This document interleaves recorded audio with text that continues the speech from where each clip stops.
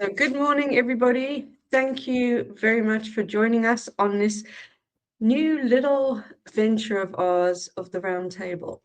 Now, I'm Angela Candler. I'm a multi-genre kind of indie author. I'm a bit of a mood writer and co-founder of Sire and the Local Book Hive. Been writing in quiet for over a decade. No one knew, and decided to self-publish last year. So that is me, Michelle. Yeah, Angela. Yeah, so my name is Michelle, also co-founder of Sire and the Local Book Hive, and I am a fantasy author. I've been, sort of writing all of my life, but only last year decided to pack on a project that I could actually self-publish. And yeah, it's been quite a wild ride getting to know so many other authors and getting a look at the industry of self-publishing in South Africa. Michelle. Yeah, so my name is Wayne Rue, and I have been writing thriller novels. That's my genre. I try to twist up the thrillers a little bit, sometimes a bit of sci-fi, sometimes a bit of psychological, but there's always a very basic thriller element in my stories.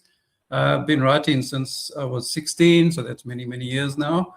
But I've actually only really focused on it in the last 14 years or so. So yeah, 4 novels released so far, busy with my 5th one at the moment. And yeah, that's me. And I work full-time, so this is not my full-time job, obviously. I'm actually in logistics, been in logistics for 25 years. So yeah, that, like I say, that pays my bills, and writing pays my soul. So yeah. I like that. Rosalie. Okay, so I'm Rosalie Fox. I write historical fiction, mostly currently focused on World War II and the aviation aspect of it. I studied communication with a word went lost. Focused on creative writing. And then I trained performance horses for a couple of years, and I've had a long-standing project. I actually wrote my first book when I was still in school, and it's been standing over, waiting for the right time, and it went back to it in 2022, rewrote it, published it. I'm 3 books deep now, working on number 4, and it's taking its sweet time. So yeah. Thank you. Welcome. Des. Brown, science fiction author. Been writing informally for about 10 years. Have been copywriting for a long time. Self-published my first novel in 2024. Another couple on the boil. And a whole bunch of writing that needs to be tidied up and published. There's probably, I don't know, 7 or 8 novels sitting on the shelf waiting to be. You guys know, you know how it goes. Interesting fact, you guys may not know this, but Rosalie is a huge aviation enthusiast and a photographer. Mm-hmm. And I used to do social media for a company called Hired Gun Coffee, and I've actually used some of her photos in our social media posts. So she's gifted on a number of fronts. So Rosalie, thank you. I finally get to thank you in person for those amazing photographs. Thank you, Des. That's amazing how the world turns, right? Mm-hmm. Yeah, small world. Indeed. And something I have in common with Rosalie is I live on a farm that houses performance horses at the moment. So, and she used to train. What time? Amazing. Yeah, it's awesome. I love it. Good morning, Raj. Do you want to introduce yourself? Hi, everybody. I am Lydia Raj. I am on the other side of things from all of you. So I'm an avid reader. I've been introduced to reading since the age of 4 when my sweet mother taught me how to read. And ever since then, I've loved to lose myself in the stories written by wonderful people such as yourselves. I have recently taken on the persona of the Reading Fairy, which is where you can find my reviews, and I also do character reads for little kids. And I'm absolutely in awe of every single one of you that take the courageous step to publish and share your talent with the rest of the world. And this is what I feel is so amazing, is that there are multiple people in your heads and you manage to still come across as relatively sane as you go through your day-to-day life. So I'm so excited to be here and chat with all of you. Amazing. Well, thanks, guys, for introducing yourselves. So, the idea around this is to actually be talking about what it's like to be an author within South Africa, the everyday lives, the expectations, and everything that comes around it. So, who wants to kick off? I suggest that we start by talking about the writing process. Who among you are pantsers? Who are plotters? What works for you? Why? How? And how do you get past that dreaded, saggy middle of a story? Inquiring. I'm a mix of both. I'm definitely a mix of both. Yeah, I think I'm also a mix of both. I have pantsered and I've also outlined. So yeah, it depends on the day, I suppose. I think with me, I plot when it comes to second books, because you've got the first book, you have to kind of make sure you're getting the right things coming into the second book. So that's really when I really plot. But my first book always comes from, and it's going to sound a bit crazy, but if I dream stuff, that is telling me I need to write about it. And that's where and I just let the characters come to life. I just write and write and write and write, and then I come back to it. And if things need change, they need change. But I never really plot a first book, if that makes sense. I think I'm a mood writer. And for me, I think I'm a good mix of both. I plot to an extent. So I usually try and figure out what my 3 acts will look like or 4 acts will look like. And from there, I let the story flow. I have tried to like plot out chapter by chapter, and then it just frustrated me because I think, as we all know, the characters often just take on a life of their own and decide to do their own thing. And then I've gone and done all that work for no reason. So I sort of just stick to a basic act structure and outlining what my characters are like.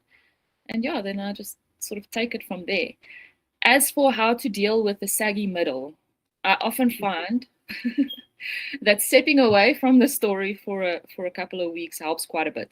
So that's how I usually have more than one book that I'm busy writing. So if I find I'm really stuck at a point, I'll focus on my other work in progress for a while, and then if I come back to it a couple of weeks later, I find that that block has sort of fixed itself and I can carry on. But yeah, it's the saggy middle is the worst. It really is the worst.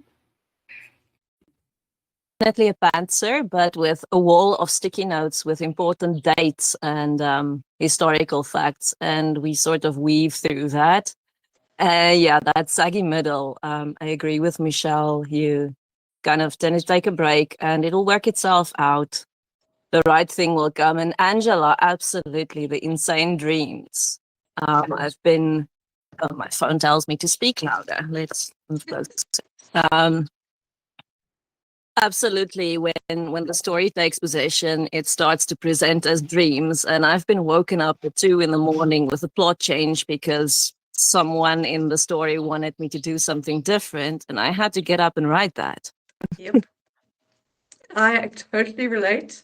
I even go on a walk down by the coast, and I will have these characters jumping out at me, like saying, "What are you doing?" And it sounds crazy, but I think we get so involved in our work that it becomes like an actual person within our lives.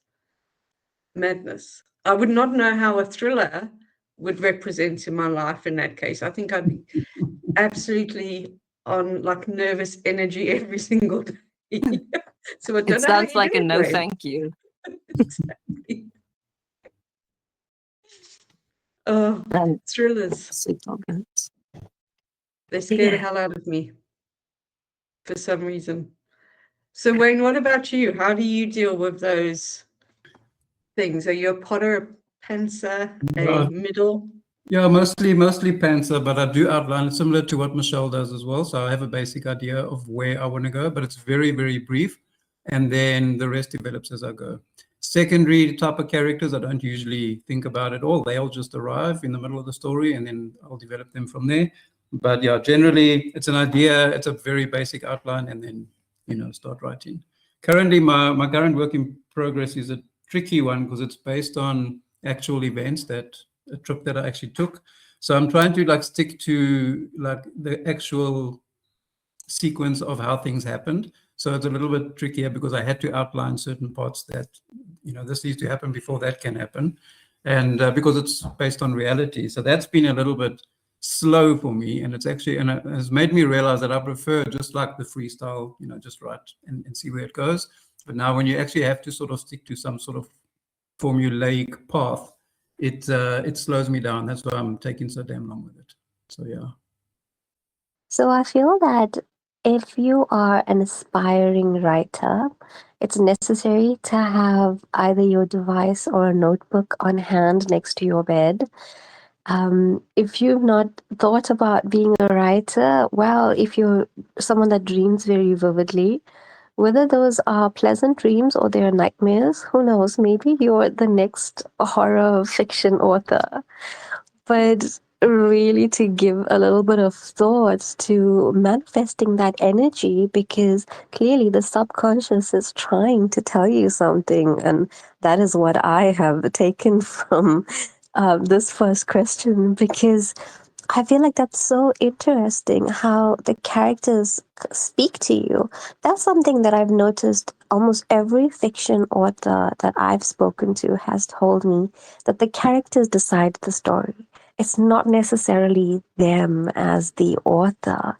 And so I want to ask all of you, what has been the hardest character that you've ever written thus far and why? I can answer first. Right. In December Dead, the book is sort of two halves. The first half is the story of a 12-year-old boy, Jimmy, and the second half is the story of his mother, and then they come together at the end.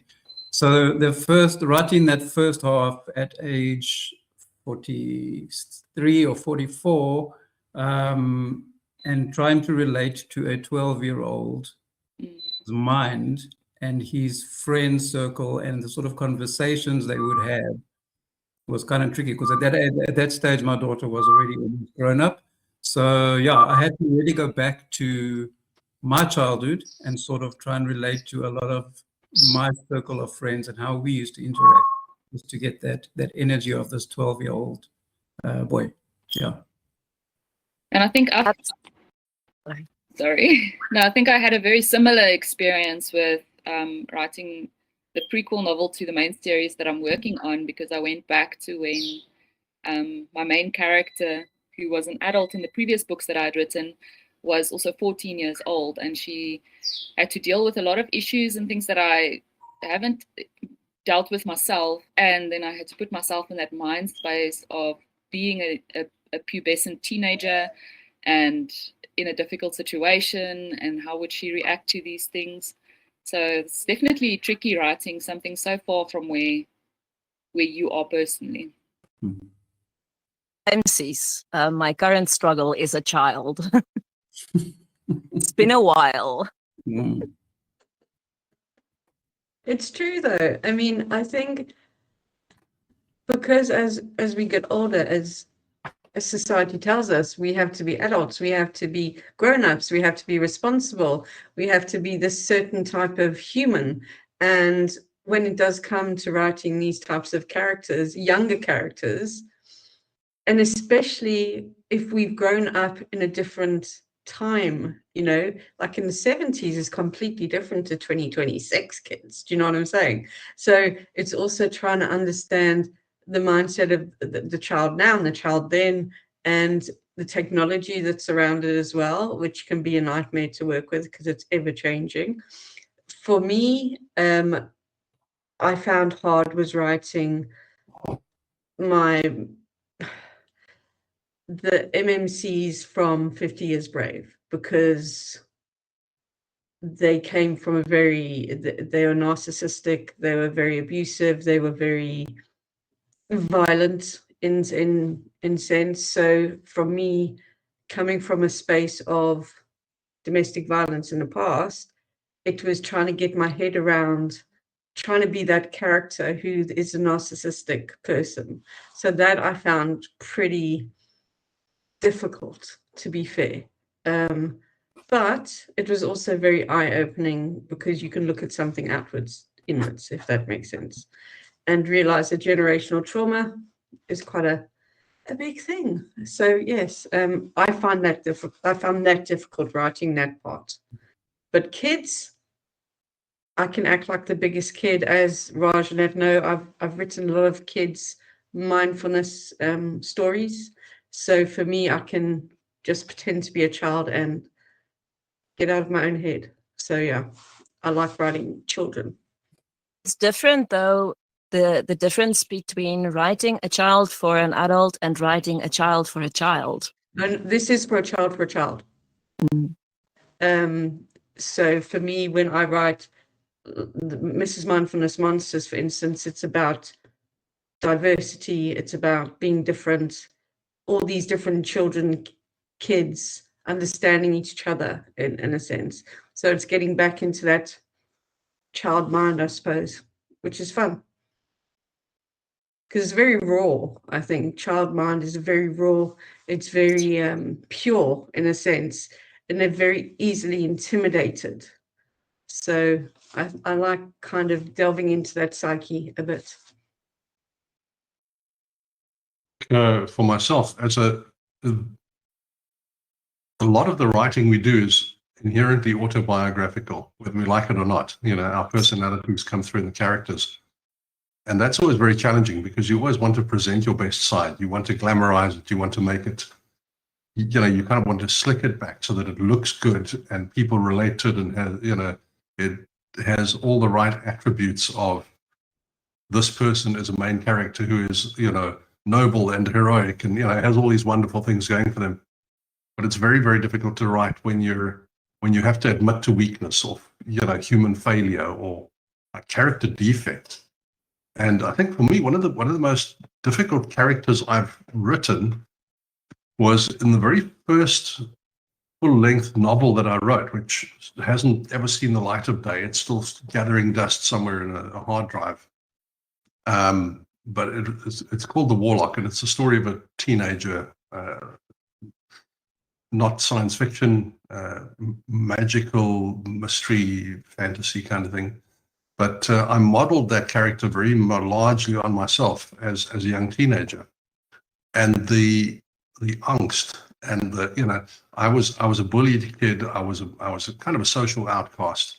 I was not your typical teenager, and to have to confront those aspects of my own life, and see them through the stark lens of reality, rather than the way that we often explain them away to ourselves or, try and make allowance for it, was very, very difficult. It's cathartic, but it's also very painful. So those are the kind of things I struggle with. It's great and easy writing about other people when they're, almost caricatures, very, very evil villains and very heroic heroes. But it's that in between where you actually have to dig down and find the humanity that often you find yourself staring back at you, Yeah. Thank you for sharing with such vulnerability, authors. And I feel like this is something that many other writers can relate to, especially because of the fact that there is a part of you that lives and dies with every book that you complete, because there's so much of your heart and soul that is put into this. It would be impossible for an aspect of yourself to not be embodied in this book that you put forth. And for example, like Angela says, for her to be a kid is something that is quite easy. And on the inverse of that is what Rose has said, which is it's different from writing a child character for a child versus writing a child character for an adult to read. And the actual vulnerability, taking yourself back in time almost to your own childhood to try to re-embody that, and as you've mentioned, to go back into the trauma of that, because a lot of the time, if we've passed that point in our lives, we're like, oh, thank goodness we're done. And now you're having to kind of dig into wounds again. So it does take, I feel, quite a bit of courage to do that, even if it is a fictitious character. And now that I've poked into your souls in that regard, let's look at what was the easiest aspect of the writing for you in your respective genres. Angela, we'll start with you. Oh, thanks. What was easiest? That's a difficult one because I write multiple types of genre. I think with me, I've realized and I've only found this out due to writing clubs and stuff like that, is I actually enjoy dark writing, which is weird. And I'm not talking about like horror or stuff like that, but I'm talking about like kind of like based dark fantasy folklore in a sense, but with my own spin on it. I kind of find that quite therapeutic in a way to write, which is bizarre because I'm not a horror person. I can't watch horrors. I can't really watch psychological thrillers or stuff because my mindset is so over creative that I wouldn't sleep for a week. So I find it very weird that I can kind of write this type of thing quite easily. Compared to writing romance, I can't do romance. I can't write it. I can't, for some reason, that is like the biggest block within myself, which is weird because I love romance in person, just can't write it. Hope that answers it in a roundabout way. That is so interesting, Angela. That is so incredibly interesting. And I feel like this is why everyone should actually give writing a try, because this is where we learn so much about ourselves, like you're saying, so unexpected in both regards, whether it's writing the dark folklore or romance. Michelle, what about you? So, yeah, I think for me, the easiest characters that I've written have been, and what I've enjoyed the most actually is this, in all of the stories that I write, there's always like a little animal nearby, and I love animals in real life. I have a zoo around me. I'm sure you can hear my parrot in the background, but writing the little quirky animals that go with it. So in the first book that I published, the assassin girl's got a like a spirit animal that helps her channel magic, and that character was based off my parrot. And I found that a lot of fun, like imagining what would she say in this situation, because she's really cheeky. And yeah, I think that there are obviously dark moments within the story. It is a sort of an epic fantasy, but bringing a lighter side into it was very enjoyable for me. I really love that. I think that it's something that a lot of readers actually really enjoy. They love the adorable animal companion in a story. And I love that it's based on a real little creature. So perhaps your parrot will need their social media debut sometime soon so that we get to see where the cheeky characteristics come from. And Rose, well, how about you? Fights. The dog fights are definitely the most fun and probably the easiest. There's a natural flow to it. Obsessed. I think we need to just elaborate on dog fights because people might Not woof woof. Exactly. Because you know what people are like nowadays? They're like, what? Dog fights? What? So I think we need to just give Aerial another- combat. Yay. Here we go. Okay, so I think any fight scene, be it people or dogs in the sky, it's always almost like a form of choreography. And Yes. so I can imagine almost a musicality as such Yes. of these fighter planes as they go about. And your writing, especially because it's historical, you've got to put your head into the history books as such. So I love that, and I find it so interesting that it's these aerial fighter plane fight scenes that find themselves coming so easily to you. Des, what about you? Very much like Rosalie, I enjoy fights. I enjoy writing fight scenes, action scenes. Um, you know, it flows, as you say. It's for me, it feels easy.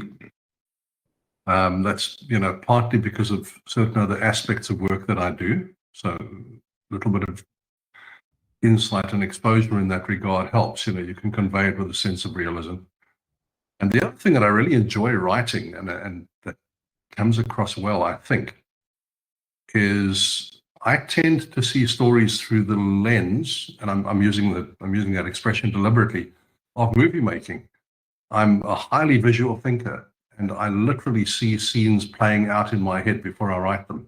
So I see it. I can't help seeing it, but from a almost a director's viewpoint, where I place the characters, I do the scene and setting, I get the lighting right, and it's just a matter of basically writing that down, but doing it in such a way that you leave gaps for the viewer's imagination or the reader's imagination to fill in the important things. That's the only risk when you're writing out of a sense of great visual detail, is you over-explain things, which my wife will tell you I'm very good at. So I've got to be careful of that. I almost tend to err on the side of caution where I get overly concise. But for me, that's a thrilling part of writing and something I find very, very easy and enjoyable to do. That's what also sparks a lot of what I write. As you said, visions, dreams, sudden epiphanies that occur in the middle of something, where you go, there's a story in this, it has to become part of what I write.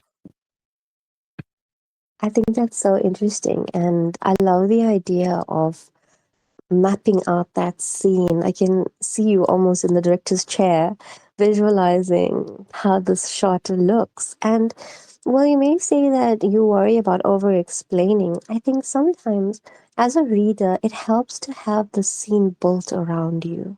So it's almost like you step into it. And that, as a reader, is one of the most fun things ever, to feel like you've sort of landed into the story. I think that's so fun. Wayne, share with me what has been the easiest and best for you.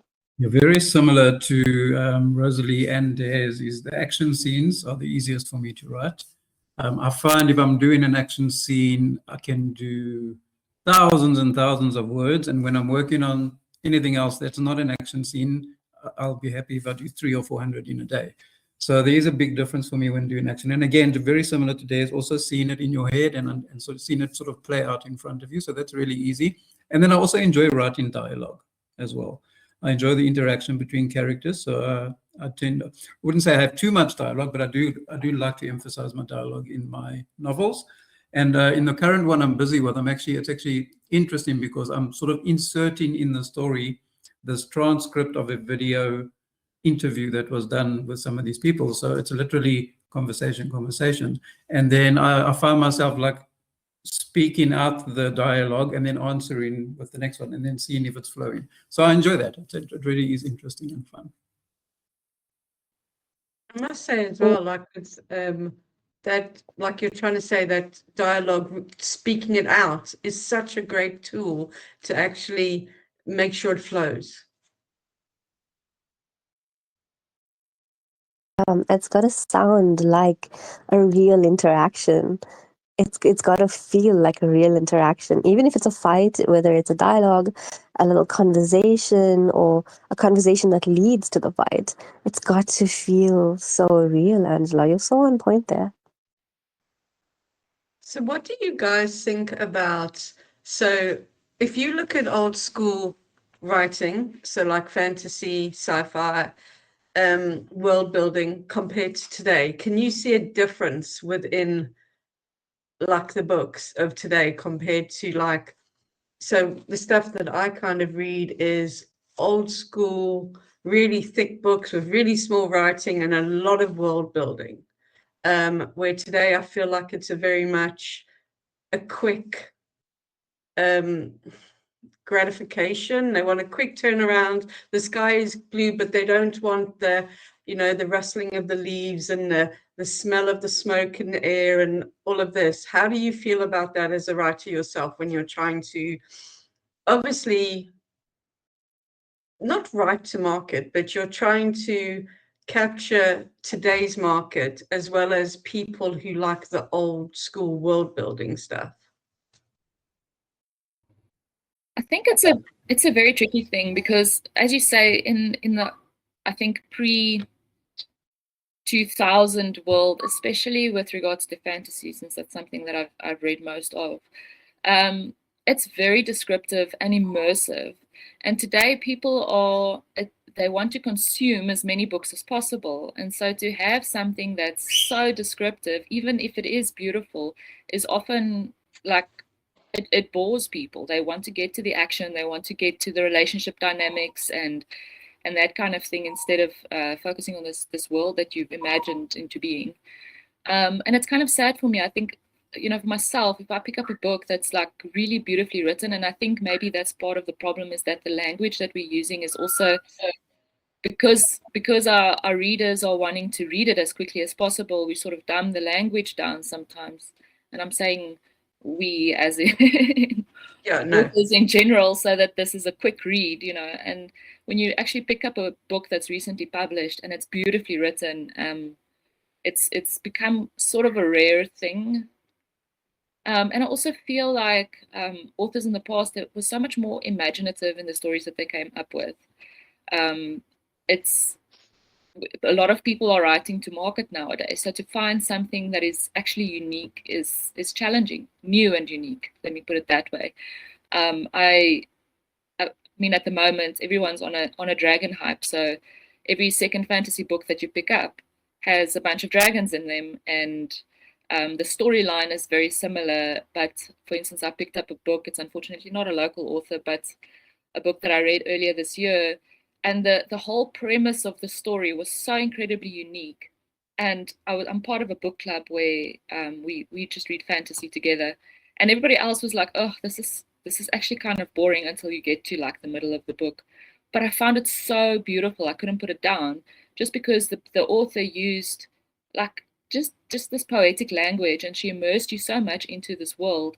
And I mean, it does become quite action-packed a bit later on, but she revealed the story in stages, which was also amazing for me. And I think that's so lacking in today's fantasy writing. I can't really speak much to many other genres, but yeah, I think that's a sort of a sad thing for me, is that it's sort of been stripped down. The story's been stripped down to its bare bones. There are two ways that can be done. One is the J.R.R. Tolkien way, where you have extensive world building. It's this entire fantasy universe, if you like, which requires like lengthy treatment and makes for absorbing reading. You can sit and read that for hours and reread it for hours, and it embeds itself, and that world just grows in your mind. And then you get the other, I don't want to say the other extreme, but you get the other example of, and my personal inspiration, the pulp writers of the 1940s and 50s, where they wrote these short stories that contained entire universes in them that instantly blazed into life. They captured your imagination. You could share the sense of discovery, adventure. You could see it vividly in your mind's eye. And how they did it was by putting the right things in the right places. They incorporated the world building in such a way that it wasn't a case of, show to don't tell. It was a kind of a blend of both. And it's that kind of, I think that's maybe one of the things as modern writers. No, let me rephrase it. I think that is one of the things that many modern writers tend to neglect. That sense of rugged individualism as a writer. We're actually writing with a sense of, if you're not writing with a sense of excitement and discovery and adventure and thrill and, like gut-wrenching emotion invested in what you're writing, the reader's not going to pick up on that either. And that can never be formulaic. And I think that comes down a lot to the writer themselves. If you try and invest that into your writing and make a practice of it, really just tell it as though you're telling the most incredible story to your best friend. I know it's age-old advice, but I have to keep reminding myself of it. If you tell a story in that way, no matter how oddly it's told, it's going to capture the reader. Whereas the kind of generic, glossed-over approach that I think some modern writers tend to take, as you say, writing to market, trying to appeal to an audience, trying to latch onto a trope or stay on trend, it loses all the magic, So I think it can be done more concisely, but there's also room for long-form writing.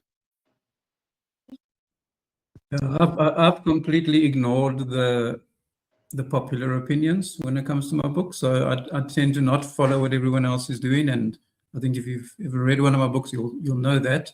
I always have a very unique twist on everything that I do. And I don't read as much as I write, which is probably a bad thing in some ways. But in other ways, I'm also not being influenced by what everyone else is doing at the moment. So I sort of like that individuality and having that sort of, my own voice, so to speak. And I think, the thing that's changed for everyone, or for readers specifically over the last 20 or 30 years is the attention span. So, when we were younger, we could sit for days and spend days and days on a book and just like be immersed in it. And like you say, nowadays, the quicker you can get through a book and start the next one, the better. So, yeah, attention spans have changed and writing styles have adapted to that in general. So, yeah. What do you think with regards to like even the sci-fi side of it? Now, Des knows that I had to do a sci-fi piece for our writers club a few months back, and I dragged it into existence kicking and screaming, let me tell you. Because you've got so many things that you have to hit within sci-fi for it to be sci-fi. And what I'm finding now is that people still are looking at the old school sci-fi for that reference. But when it comes to other genres, they're forgetting about the old school reference, if that makes sense. Which I find quite sad, because it's like they all have value, the old school fantasy. I write kind of old school when it comes to world building. I'm quite an immersive, getting into the world and everything else. And that's okay for some people and it's not for others. But I think, as you say, not being writing to market, that is my thing. I don't write to market. And my fancy characters that I use are generally things that aren't popular within the fantasy realm. So for me, it's like hitting that old school, but also bringing in your own twist with it. But when you have likes of social media where it's a 60-second instant gratification, I think that's where it's hard trying to keep that person's imagination kind of there.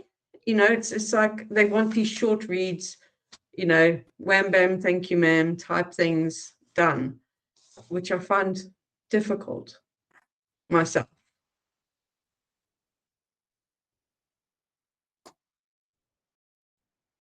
No go.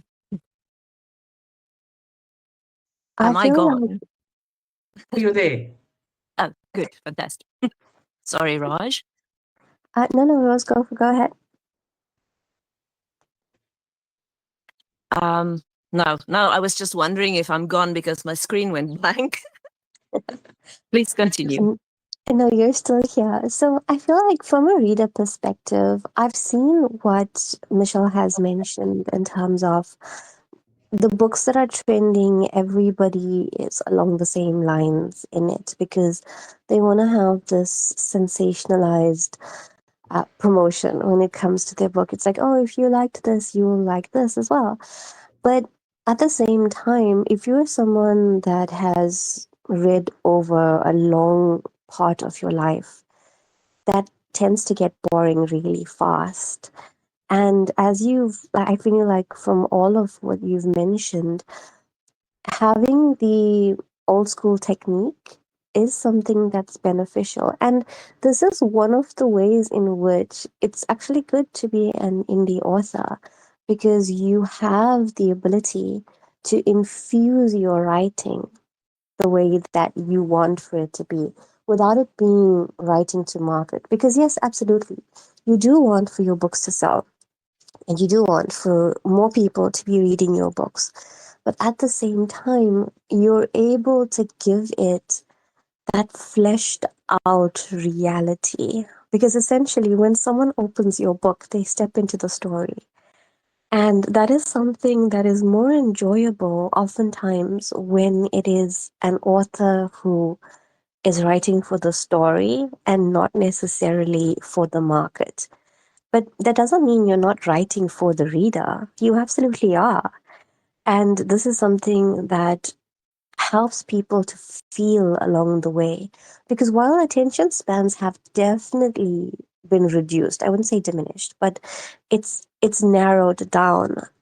Reading a good book is a great way to sort of expand on that attention span, because when the story has gripped you, you want to stay in it.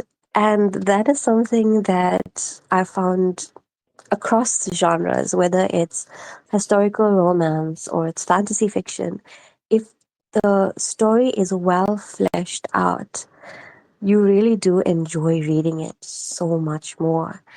And I think sometimes that's something that authors need to hear, because they feel like if they were to delve into deeper detail, then maybe they won't hold the attention of the reader. But actually, you do. You absolutely do. Because if you've asked an ARC team or a beta reader, they will tell you, but yes, I do want to know what happens with that little side character that you mentioned in chapter 13.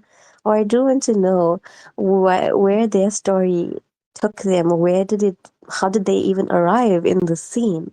And that is something that is only possible if you've given that depth to the book. Rose, what's your take on it? Well, it might come as a surprise to you, but I'm a bit stuck in the past. I grew up on older books, so that's probably influenced my style a lot. I do like shorter chapters, but overall, just absolute authenticity to your story and to yourself. And I think that will carry you through to your intended market. In the end, not everyone is your ideal reader. Write the truth as you feel it, as you see it, as your characters experience it, and your reader will come. You do have to know your genre enough, know the rules within your genre to the extent that you're able to bend it with knowledge when necessary. But I think the main thing is stay true to yourself, and your reader will pick that up. Love that. Yes, as readers, we do pick that up. So absolutely stay true to yourself as an author, as a storyteller, because that's what you are. You are a storyteller. Yes, your medium in this day and age is a book, but back in the day, long before books were even accessible, it was a storyteller, someone that helped you to find your imagination by the way in which they delivered a story. And your readers absolutely will find you, even if it feels very niche. There will be people who will pick up your books and say, yes, this is for me. This is mine. And that is what is so incredibly important. And when you've mentioned that you don't read as much as you write, and that's why you haven't been influenced by the sort of trend in terms of keeping things very much on the surface.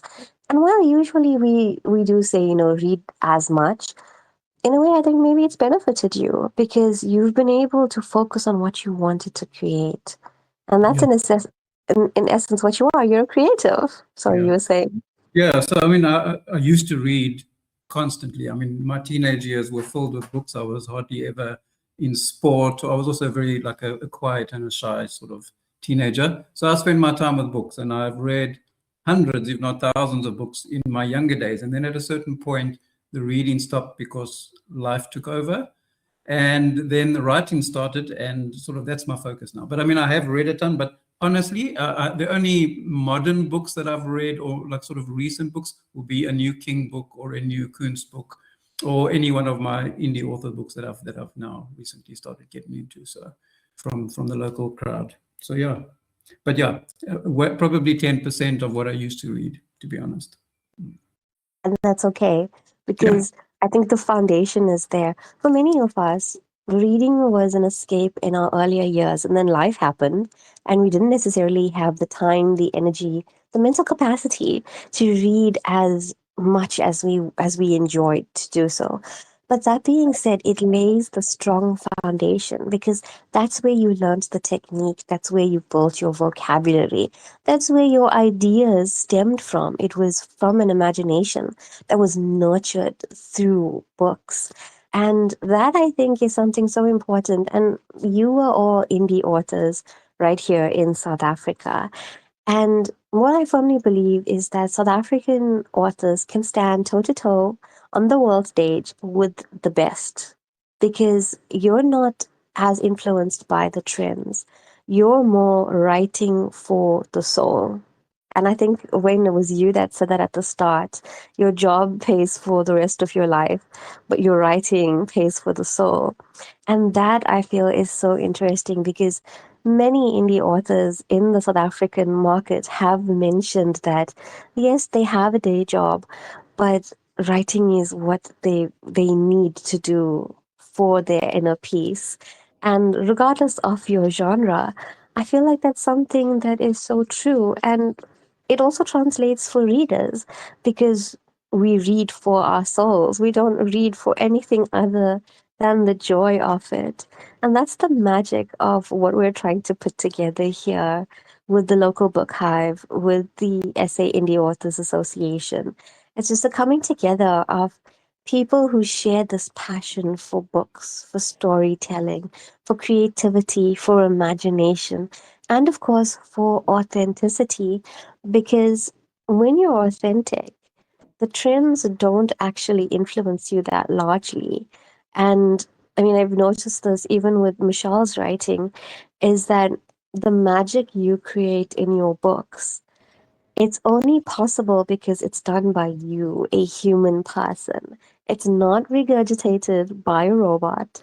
It is something that you have created. You have been the magician.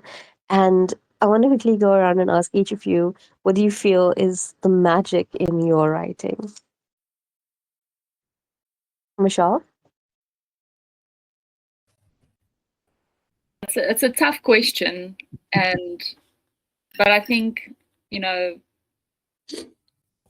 yeah, it's a lot. Some of it is dreams. I do get inspiration from a lot of the books that I write, that I read. But I think a lot of the magic, and Angela, is before I start a story, I'm hearing myself echo back. Sorry. But before I write a story, I'll often sit and brainstorm, and I'll sit with my kids and do it. So they bring a lot of whimsy into the stories as well, and I think they bring a lot of the unique into the worlds that I try and create. And I think it's really just having fun with it. And I think you can see when an author's written a book and they've had fun with writing it. So yeah, I think more or less that's the magic that goes into it.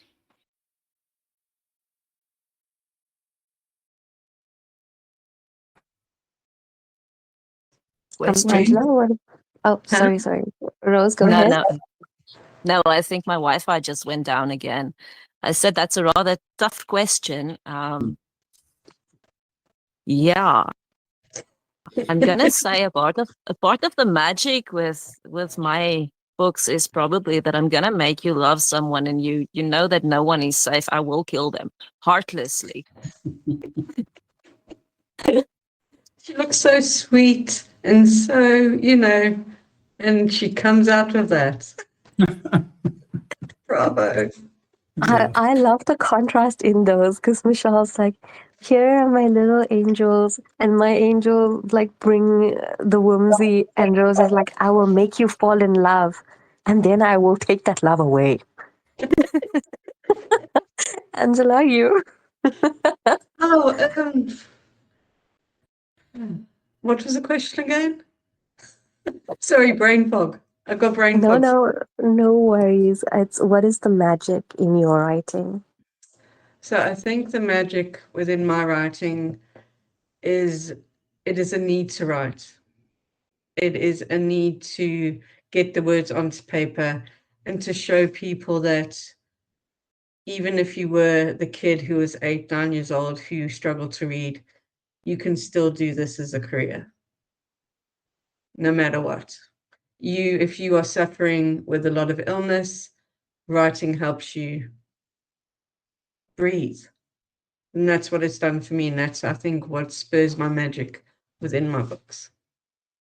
I love that so much. I love that it's a way to empower kids who maybe academics is not necessarily for them, but that doesn't mean that you won't go on to inspire the joy in other people, and that even if you have limitations, you're still extraordinary. I think that's so beautiful, Angela. That's so magical. Des, what about you? I think if I had to distill it to a concept, it would be a sense of wonder and discovery and surprise. I try and weave that into everything. In fact, I don't try. It just weaves itself into everything I write. I have Easter eggs all the way through everything I write. I get as much of a surprise sometimes as the reader does. This thing crops up and I go, holy cow, where did that come from? You can almost guarantee there will be a twist of some sort, or a moment of like startled recognition or delighted discovery or something that will come to light. It'll all just fall into place. And you go, oh, so that's what that thing meant, Like I get a huge thrill out of crafting stories like that, where I just know that whoever reads it is going to have the same reaction I have to it. So it's not something I do deliberately. I think it's something that I loved in much of the formative reading I did, and it just expresses itself in my writing. I think that's so cool that you go on this journey with your readers. That's brilliant, Des. Wayne, share with me the magic of your writing. I think it's that you never know what you're going to get. I like twists. I haven't written a book yet without a twist. So yeah, I want to surprise my readers and I want them to say, so yeah. That's We've read your short stories, guys, and we know. a small taste, yes. I want to throw something in brilliant. here. Like Sorry? when we talk about magic, this is what we mean.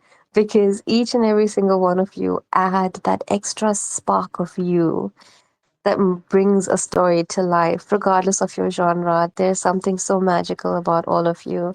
And I want to thank you for taking the time to share these aspects of yourself.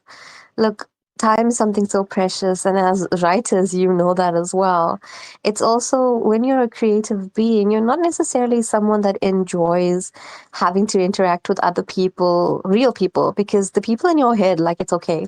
But the rest of the people, not so much. So I appreciate that you've come together to share an insight, because for readers of the past, you saw a little write-up on an author or a picture on the back cover, and that was all that you knew about a person that gave you sometimes the best hours of your lives. So thank you for sharing so much of yourselves with us. I think I'm not the only reader that really feels such appreciation for this. Thank you. You.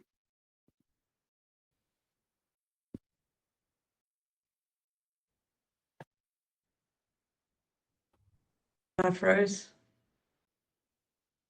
No, you're still there. Oh, I thought I froze there for a moment. So yes, I mean, first roundtable, I think it was rather insightful for so many, because what I love is the fact that we all come from different spaces, backgrounds, lifestyles, And even and we genre. all have the same passion. Awesome. Yeah. It was amazing. Yeah, I enjoyed it. It was really insightful to see some of your processes and your thought patterns. So thank you. Yeah, I definitely want to be delving in deeper to more things as the months go on and coming back and talking about more things. So yeah, thank you all for giving up your time this morning, as I know how precious it is for all of us. Thank you, Angela. Yeah, it was great. Thank you so much for sharing, everyone, and for the candid talks. I think This I is think it's a needed, good peek behind the curtain. Yeah. definitely needed, so that we can actually make a difference within South African authorship. Yeah, for sure. I think Appreciate it. now Thank you. I'll be a little more grateful for my nightmares. Maybe I was meant to be a horror writer all along. Who knows? Maybe. You can always join the writing rooms and do the short stories. Yeah. I'll just feel like taking directly my nightmares and be like, here, this is what I encountered last night. Why not? It's what we all do, I think, to be fair. Okay, well, thank you very much. I appreciate all of you, and have a fabulous Saturday. Thank you, Thanks everyone. so much, Bye, everyone. guys. Bye. Bye. Bye. Bye, Rudia.